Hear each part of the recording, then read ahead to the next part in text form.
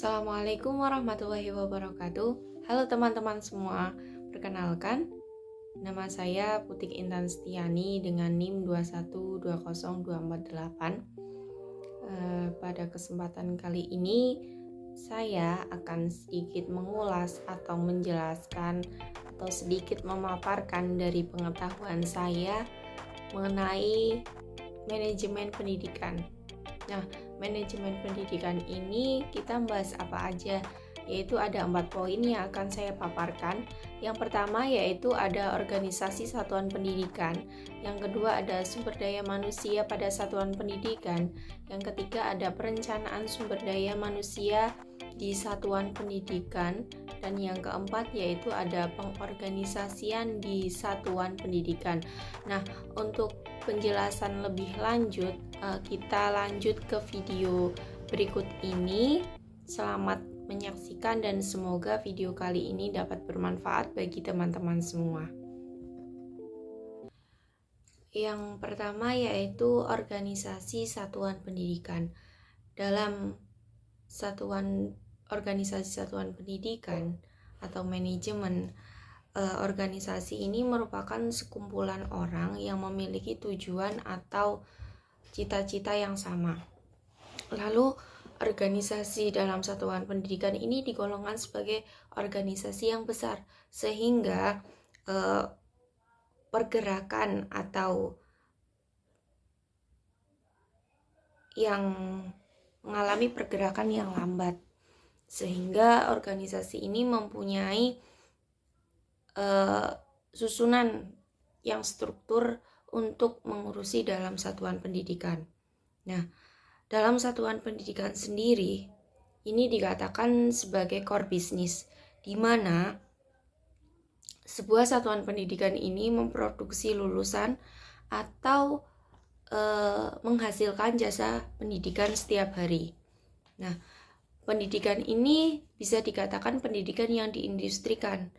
Kenapa? Karena dalam satuan pendidikan ini memproduksi secara massal. Jadi memproduksi siswa-siswa atau lulusan-lulusan secara massal dalam jumlah yang banyak.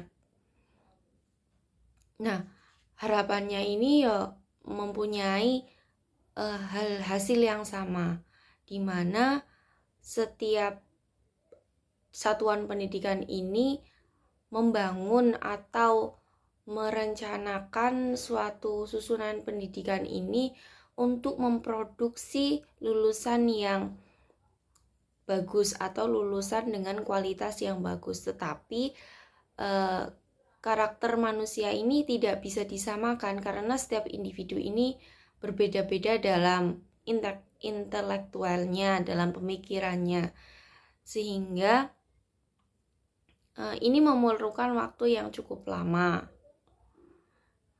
Nah, memproduksi lulusan ini sama dengan juga memberikan jasa pendidikan atau memproduksi.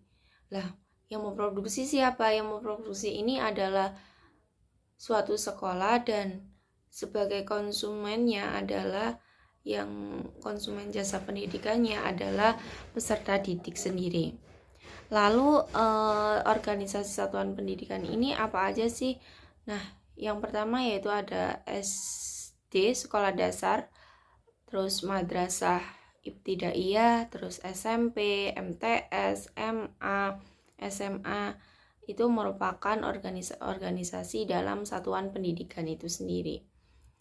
Lalu memproduksi secara massal ini apa aja yang harus diperhatikan, atau apa aja sih hasil dari yang diharapkan dari memproduksi massal ini? Yang pertama yaitu ada memproduksi lulusan yang baik. Tentunya memproduksi lulusan yang baik ini memerlukan dari mulai konsumennya atau produksinya ini bagaimana, atau guru-gurunya itu bagaimana, sekolahannya bagaimana, sarana prasarannya bagaimana, mendukung atau tidak, dan lain sebagainya.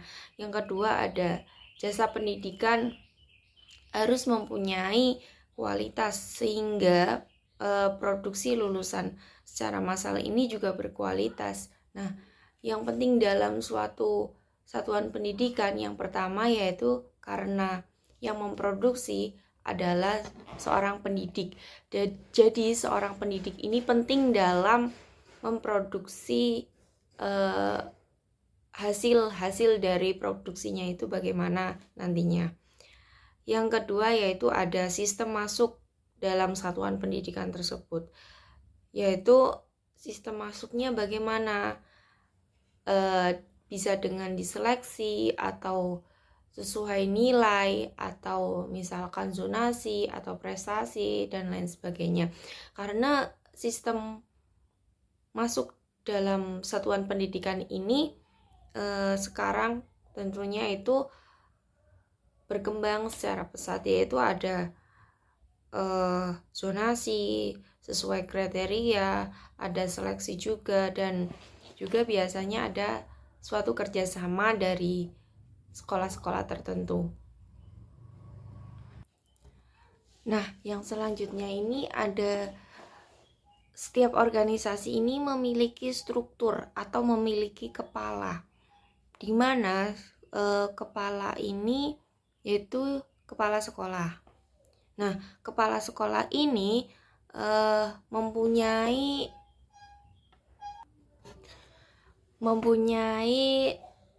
anak buah atau mempunyai tim. Yang pertama yaitu ada guru. Nah, guru ini sebagai produsen atau yang memproduksi jasa pendidikan. Yang selanjutnya yaitu ada tenaga teknisnya, tenaga administrasinya, satpam, tukang kebun, office boy. Nah, yang tadi saya sebutkan ini tidak secara merta atau secara langsung berhubungan dengan peserta didik. Yang berhubungan langsung dengan peserta didik yaitu ada kepala sekolah dan guru. Nah, sekolah ini yang paling penting adalah jasa pendidikan, sedangkan sarana prasarana ini sebagai pembantu dalam suatu satuan pendidikan. Nah, bidang dalam manajemen pendidikan sendiri yaitu ada manajemen pembelajaran. Dilihat dari fungsinya manajemen pembelajaran ini antara lain yaitu perencanaan guru dan siswa, di mana guru dan siswa ini ada suatu kontrak belajar atau kerjasama antara siswa dan guru untuk bisa melaksanakan atau bagaimana sih pembelajaran ke depan dalam misalkan mata kuliah atau mata pelajaran tertentu. Yang selanjutnya yaitu ada level satuan pendidikan. Jelas, level satuan pendidikan ini mulai dari nasional, internasional, provinsi, kabupaten, dan satuan pendidikan lainnya. Nah, bidang-bidang manajemen sendiri ini meliputi ada manajemen pendidikan. Jelas, kalau manajemen pendidikan ini berkaitan dengan satuan pendidikan, yaitu sekolah.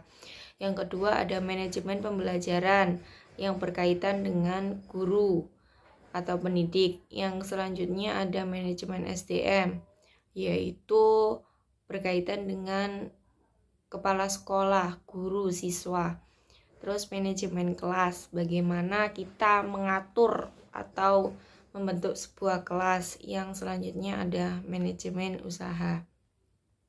Nah, fungsi secara umum perencanaan fungsi manajemen sendiri secara umum ini ada 4, yaitu perencanaan, pengorganisasian, pelaksanaan, dan pengendalian.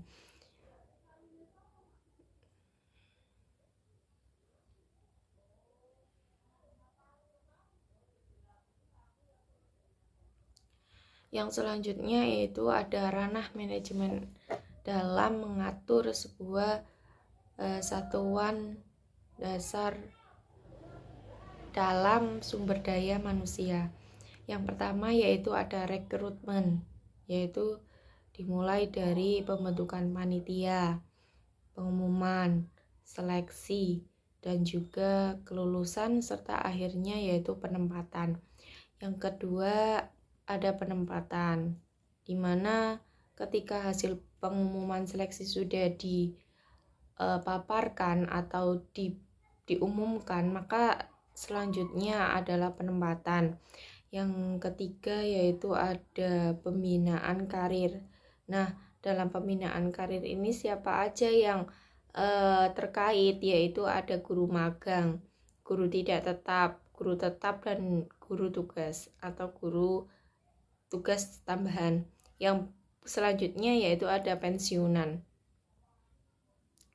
Pensiunan ini ketika sudah ditempatkan atau sudah menetap menjadi guru tetap misalkan, maka yang terakhir ketika umur pendidik ini sudah mencapai batas maksimal, maka ada program yaitu pensiunan. Nah, kita kembali ke awal lagi tadi, yaitu rekrutmen atau perencanaan ini didahului dengan pembentukan panitia. Terus ada sosialisasi, ada transparansi, pengumuman, seleksi administrasi, dan kelulusan terakhir. Nah, yang selanjutnya yaitu ada perencanaan sumber daya manusia dalam satuan pendidikan.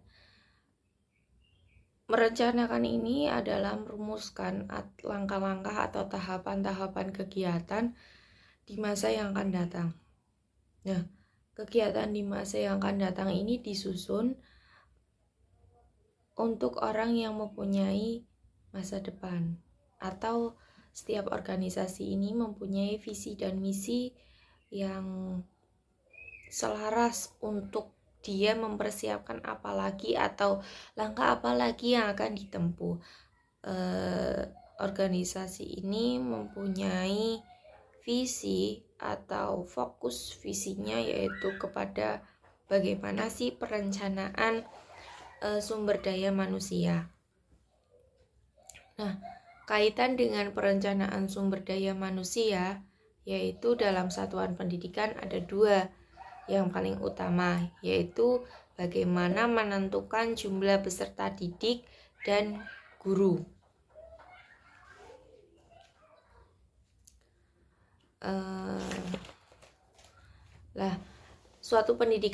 Suatu satuan pendidikan ini mentarget bagaimana siswa yang akan keluar, berapa banyak siswa yang akan masuk. Jadi satuan pendidikan ini mempunyai visi bagaimana sih menentukan jumlah peserta didik ketika misalkan dalam satuan pendidikan sekolah dasar ini kelas 6 jumlahnya 20, maka yang akan masuk yaitu berapa untuk menentukan jumlah atau kuantitas satuan pendidikan itu sendiri. Nah, sumber daya manusia dalam satuan pendidikan yang pertama yaitu ya tadi yang paling utama yaitu jumlah siswa. Karena siswa ini sebagai konsumen dari jasa pendidikan atau yang mengkonsumsi jasa pendidikan.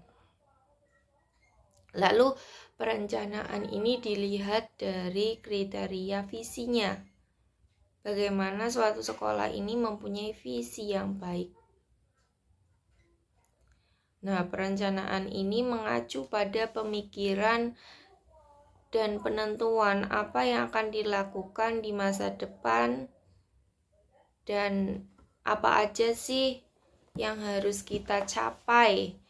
Bagaimana langkah untuk menentukan tujuan dari satuan pendidikan itu sendiri. Yang pertama yaitu ada terkait dengan perencanaan, yaitu yang pertama ada perumusan tujuan, perumusan kebijaksanaan, perumusan prosedur, perencanaan skala kemajuan, perencanaan bersifat menyeluruh. Nah, Dalam satuan pendidikan ini, dalam perencanaan sumber daya manusia, visi misi ini boleh dirubah terserah dengan kebijakan kepala sekolah itu sendiri. Apakah ada hal-hal yang harus diperhatikan dalam menentukan perencanaan selain visi misi? Jadi perencanaan tidak lain itu visi misi juga harus ikut bertambah dengan rentang waktu, dengan merencanakan peserta didik bagaimana kualitasnya, kuantitasnya, karena konsumennya adalah peserta didik itu sendiri. Nah, mengapa sih suatu organisasi memerlukan perencanaan sumber daya manusia? Karena suatu organisasi ini akan tetap hidup jika di dalamnya terdapat sumber daya manusia itu sendiri, tidak lain. Nah, sumber daya manusia ini ada yang bersifat cepat dan proporsional. Sumber daya dalam satuan pendidikan yaitu kepala sekolah, wakil kepala sekolah, guru, pendidik, dan juga peserta didik. Perencanaan kebutuhan sumber daya manusia di sekolah harus juga seimbang berjalannya. Yang harus dipersiapkan dalam perencanaan sumber daya manusia satuan pendidikan yaitu ada berapa menentukan jumlah siswa atau jumlah peserta didik yang sesuai dengan visi sekolahan, jumlah pendidiknya atau guru yang akan menangani peserta didik tersebut.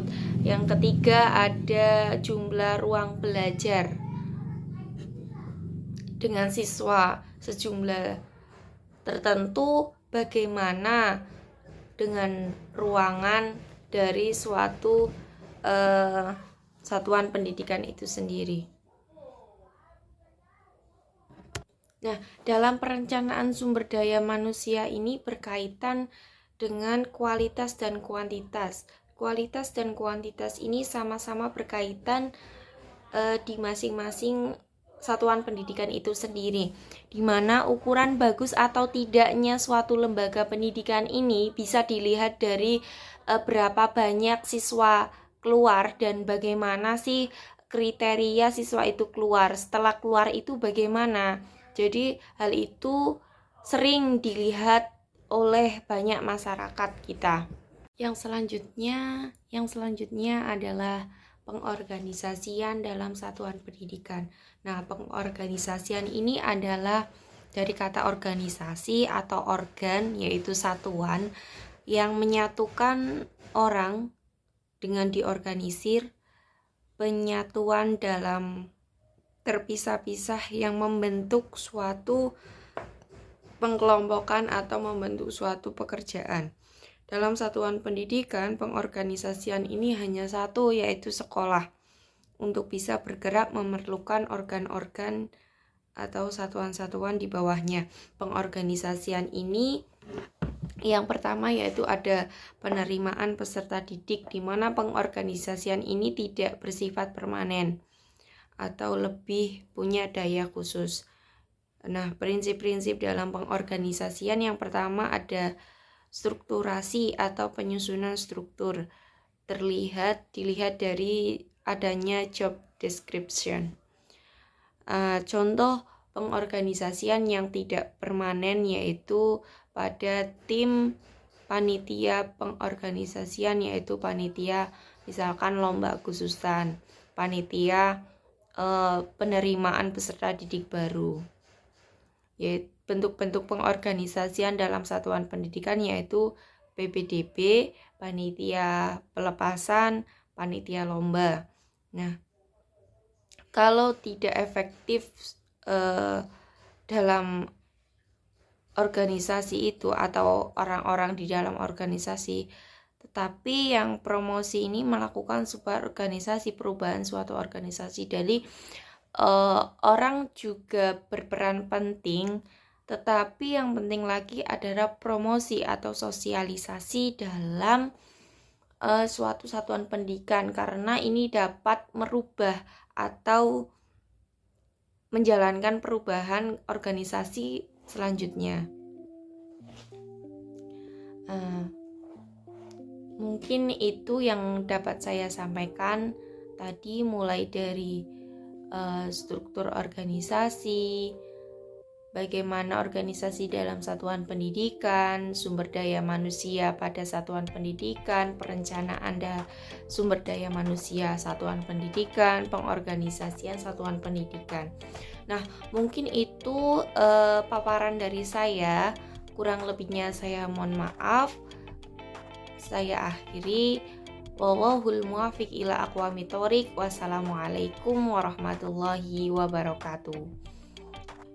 Sampai jumpa di lain kesempatan, teman-teman.